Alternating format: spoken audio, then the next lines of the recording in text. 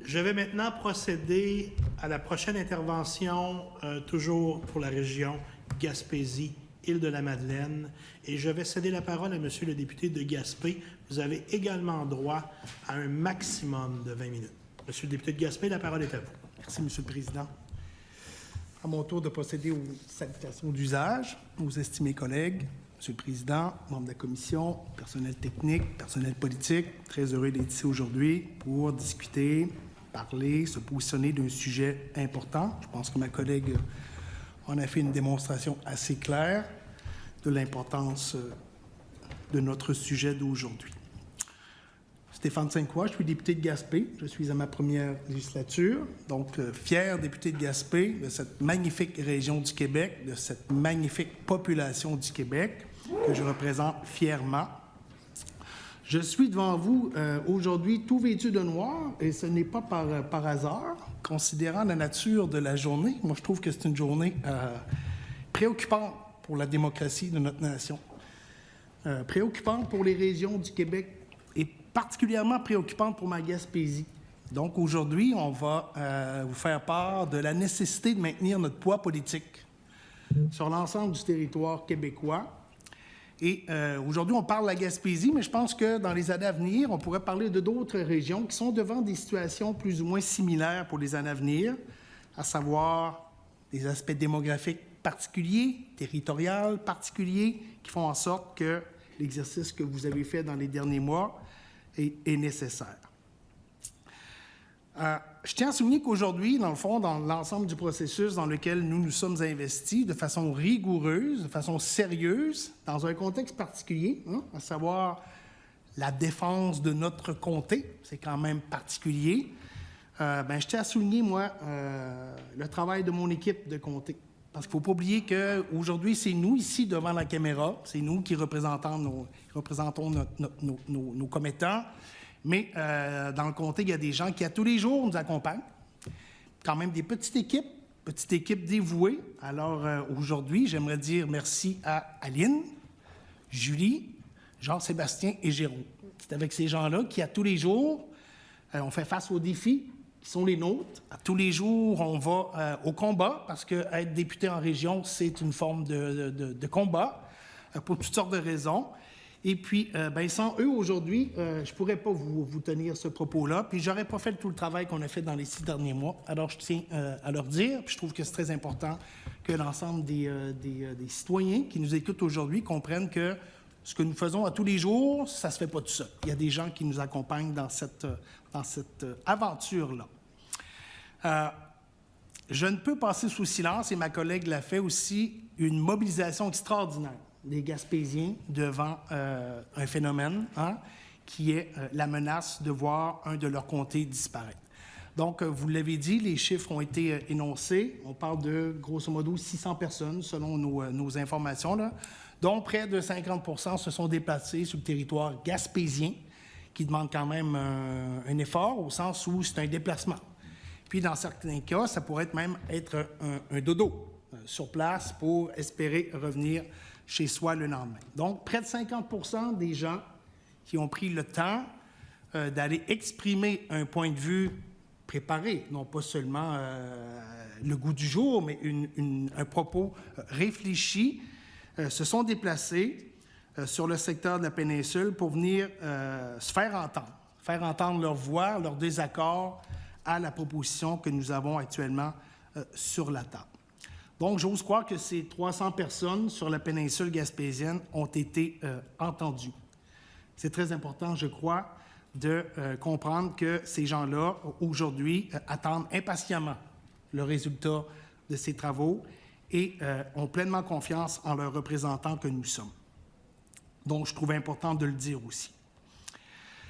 Je retiendrai en fin d'introduction un extrait d'un article qui a paru cette semaine, pas plus tard qu'hier, dans Le Devoir, dans lequel il est écrit, grosso modo, que les délais actuels limitaient la possibilité d'explorer un plan B à substituer à la proposition soumise par la Commission de représentation électorale.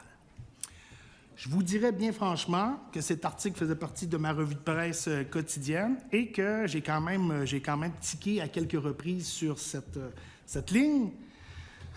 Et je m'explique. Que devons-nous comprendre de ce signal?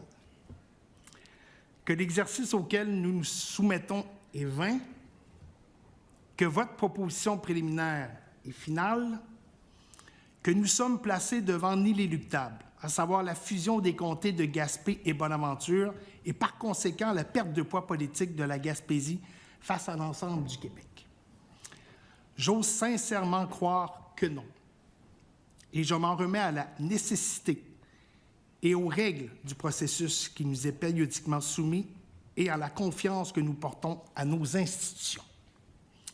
Voilà donc pour ma mise en contexte. Le reste de mon exposé est tiré essentiellement d'un mémoire qu'on a déposé dans le cadre des commissions, un mémoire qui fait quelques 35 pages et qui, ma foi, est rigoureux et sérieux. On a pris le temps de faire nos devoirs. Et puis, je suis très fier du travail qu'on a fait, au sens où on va laisser une trace, peu importe ce qui va advenir de la suite des choses. Nous avons fait notre travail dans l'optique des intérêts des citoyens gaspésiens et gaspésiennes. Donc, je vais m'attarder aujourd'hui à quelques éléments qui m'apparaissent fondamentaux sur la compréhension de notre région, de ses enjeux, de ses particularités, à savoir la géographie, donc le territoire. C'est une péninsule avec des particularités quand même exceptionnelles. Il y a une démographie, et ma collègue l'a amené, une démographie particulière au sens québécois, démographie vieillissante, qui vieillit plus vite qu'ailleurs et qui tient à sa région. Je vais aussi m'intéresser et vous exposer quelques éléments sur le statut d'exception qui couvre les îles de la Madeleine et l'impact sur la Gaspésie et le Bas-Saint-Laurent dans l'idée même de la nouvelle proposition de carte électorale que vous avez mis sur la table. Et je terminerai enfin avec le statut particulier de la Haute-Gaspésie qui, il faut le dire, est la MRC la plus dévitalisée du Québec, qui demande un accompagnement particulier et qui, à mon sens, se trouve perdant dans la proposition que nous avons actuellement sur la table. Allons-y avec la géographie.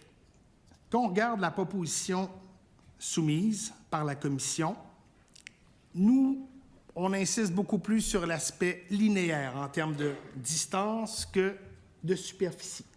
Pour la simple et bonne raison que les superficies peuvent aussi englober des territoires non habités, des aires protégées, donc des territoires naturels pour lesquels l'aspect du député est plus ou moins pertinent. Par contre, la question des kilomètres linéaires, donc une distance entre deux milieux de vie, parle à mon sens beaucoup plus.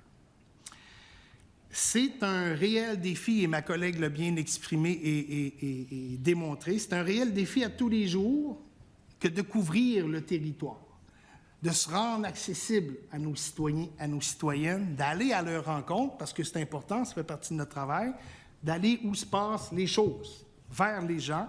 C'est déjà un défi de le faire dans le contexte actuel que nous connaissons. Suivant la nouvelle proposition sur la table, le nouveau comté de Gaspé-Bonaventure fera en sorte que, entre le premier et le dernier des villages compris dans la circonscription, il nous faudrait parcourir 544 kilomètres d'un point A au point B. 544 kilomètres, c'est l'équivalent de la distance entre Montréal et Toronto ou Montréal et Rimouski. Et j'insiste aussi sur ce qu'a amené ma collègue, pas sur une autoroute à 4 voies, mais sur une route nationale mythique, la 132, route qui fait partie du patrimoine québécois pour plein de raisons. Mais vous comprenez que la route mythique 132, ce qui est sur nombre de cartes postales et de publications touristiques, bien, par les temps qui courent, en ce mois de février, c'est un peu moins sexy, on va dire ça comme ça. Donc, la route 132, malgré des investissements incroyables, d'une amélioration continue du lien routier, amène ses défis. Donc, comprenez que 544 kilomètres dans une situation de déplacement sur le territoire, c'est quand même un défi. Et là, je ne vous parle pas d'aller régulièrement, pratiquement chaque semaine pendant plusieurs mois, du comté vers Québec. Et là, on parle dans mon cas actuellement, de 700 km qui se rajoutent à la réalité. Donc, quand je regarde cette réalité-là, cet élément-là de notre quotidien au regard de cette proposition-là, bien, pour ça, puis pour bien d'autres choses, je crois que le statut d'exception doit demeurer.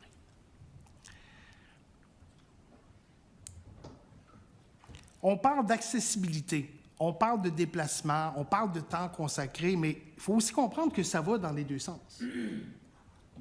Autant le député a à se déplacer pour aller à l'encontre de la communauté, autant la communauté, elle aussi, vient voir son député. Donc, vous comprenez que le 544 km, c'est vrai pour Stéphane, ce serait vrai pour Catherine, mais c'est vrai aussi pour nos citoyens et nos citoyennes. Et je m'imagine mal, moi, comment un citoyen peut s'imaginer, pour toutes sortes de raisons, de trouver normal, dans un Québec qui est celui d'aujourd'hui, de devoir consacrer 544 km pour aller discuter, régler un problème, se documenter sur une réalité qui touche les citoyens. Ça m'apparaît un peu hors norme. Dans le cadre actuel, donc du comté de Gaspé tel qu'on le connaît, au niveau des déplacements internes et de mes déplacements sur la vieille capitale, entre 20 et 30 de mon temps est consacré à me déplacer. Il faut comprendre que dans la notion de déplacement, oui, on peut faire un bout de travail au niveau de notre agenda, mais il y a encore des défis. Il y a encore des défis de connectivité, où on n'a pas toujours accès à une communication, et il y a des défis de sécurité, bien évidemment, qui entourent tout ça. Donc, c'est un élément qui peut paraître plus ou moins pertinent, mais qui prend tout son sens quand, au quotidien, on est dans cette réalité-là. Parlons démographie. La proposition que nous avons sur la table de créer cette nouvelle circonscription regroupant les MRC de la Côte de Gaspé, du Rocher-Percé, de Bonaventure et d'Avignon entraînerait une surreprésentation de 11,6 % par rapport à la moyenne québécoise. Je vous rappelle qu'actuellement, on est en sous-représentation de près de 40 %. Et on se situerait de l'autre côté du spectre avec cette proposition-là. Cette surreprésentation placerait la circonscription en 22e position en termes de poids relatif parmi les 125 circonscriptions du Québec. Ça m'apparaît quand même assez incroyable. Ce qui est difficile à justifier, surtout compte tenu de la grandeur exceptionnelle de cette circonscription en région éloignée. Le fait que seulement 21 circonscriptions auraient un poids relatif supérieur soulève des questions sur l'équité de représentation, particulièrement pour une région qui bénéficiait auparavant d'un statut d'exception. Cette situation est d'autant plus remarquable que les circonscriptions avec des écarts similaires de surreprésentation sont généralement situées dans des régions fortement urbanisées à proximité des grands centres. La justification de telles disparités pour une circonscription étendue et éloignée comme celle proposée pour Gaspé et Bonaventure demeure un défi pour la Commission, mettant en lumière un potentiel d'incohérence dans l'application des critères de délimitation des circonscriptions électorales. Pour réaliser la fusion, la Commission envisage de combiner deux régions administratives distinctes, le Bas-Saint-Laurent et la Gaspésie-Île-de-la-Madeleine, en une seule région électorale. Il convient de mentionner que cette approche n'était pas utilisée lors de la révision préliminaire de la carte en 2015, indiquant par le fait même un changement de méthodologie qui pourrait compromettre la représentation des communautés naturelles et des identités régionales. La Commission avait précédemment conclu qu'une fusion entre Gaspé et Bonaventure n'était pas envisageable en raison du dépassement des seuils d'électeurs, le maintien des circonscriptions sur la Côte-Nord et en Abitibi en raison de la traversée des limites régionales, territoriales, contraste avec l'approche proposée pour Gaspé et Bonaventure, révélant une incohérence dans l'application des critères et justifications entre différentes régions. Un mot sur le statut d'exception pour les îles de la Madeleine. La loi électorale du Québec confère un statut d'exception aux îles de la Madeleine, ce qui signifie que la Commission n'a pas le pouvoir de modifier les limites de cette circonscription. Par conséquent, notre mémoire souligne que ce statut d'exception devrait exclure les îles de la Madeleine de tout calcul relatif à la redéfinition des circonscriptions électorales, car la Commission n'a aucune compétence sur la délimitation de cette circonscription spécifique. Cette approche n'a cependant pas été suivie dans le calcul actuel de la Commission, qui inclut les îles dans l'évaluation globale de la région du Bas-Saint-Laurent, Gaspésie, île de la Madeleine. L'inclusion des îles de la Madeleine dans les calculs de la Commission a conduit à une évaluation qui indique une surreprésentation électorale de la région en se basant sur une diminution du poids électoral depuis 2014.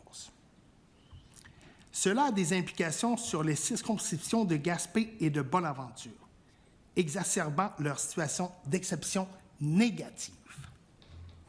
Le mémoire argumente que cette méthode de calcul pénalise indûment nos régions de la Gaspésie et du Bas-Saint-Laurent, surtout compte tenu de la création d'une nouvelle région par la Commission, sans tenir compte du statut unique des îles de la Madeleine.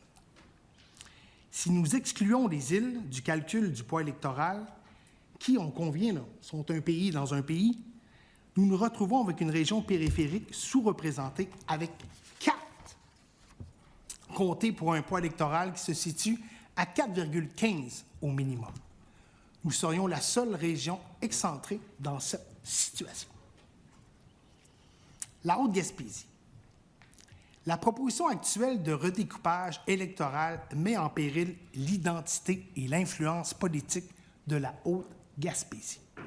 Une région qui, je l'ai dit d'entrée, là, fait déjà face à d'importants défis économiques et sociaux. En intégrant cette MRC dans une circonscription majoritairement bas-laurentienne, les liens naturels et historiques qui unissent la Haute-Gaspésie, au reste de la Gaspésie sont compromis. Cette restructuration, qui n'a pas été justifiée de manière convaincante par la Commission, à nos yeux, isole la MRC la plus dévitalisée du Québec de ses homologues régionaux, remettant en question le principe même de la représentation politique régionale. En termes de représentation, le redécoupage proposé réduit l'influence de la Haute-Gaspésie de manière significative. Actuellement, cette MRC représente 50% des municipalités de la circonscription de Gaspé. Avec la nouvelle structure, elle ne constituerait plus que 17% des municipalités de la circonscription élargie de Matane-Matapédia. De même, la part de la population électrice de la Haute-Gaspésie chuterait de 31 à 18%. Cette dilution structurelle pourrait considérablement réduire le poids politique de la Haute-Gaspésie, rendant ses préoccupations et besoins spécifiques moins audibles et moins visibles politiquement. De plus, le défi logistique et relationnel pour le député de couvrir une MRC dans une région administrative différente, avec un poids politique relativement faible, soulève des préoccupations quant à la capacité du député à accorder une attention suffisante aux enjeux régionaux, risquant ainsi une marginalisation accrue de la Haute-Gaspésie. En terminant, notre recommandation est simple, Monsieur le Président. Retirer cette proposition de fusion pour la région et favoriser le maintien du statu quo. Merci beaucoup, Monsieur le député de Gaspé. Il reste 45 secondes. S'il y a une réaction, les membres de la commission. Je voulais juste m'assurer de clarifier une chose. Merci pour Oui. vos commentaires, vos remarques. Peu importe ce qui a peut-être été dit dans les médias ou qui a été rapporté, je ne sais pas, peut-être c'est pris un peu hors contexte. Je veux vous assurer que nous, on prend le processus au sérieux et qu'on a l'esprit ouvert et qu'on est ici pour entendre tous les arguments, qu'on va les prendre en considération et qu'il y a des scénarios qui sont évoqués qui vont mener à des réflexions. Donc, je voulais juste clarifier ce point-là pour être sûr que... Seconde, Monsieur le Président. Merci. Juste...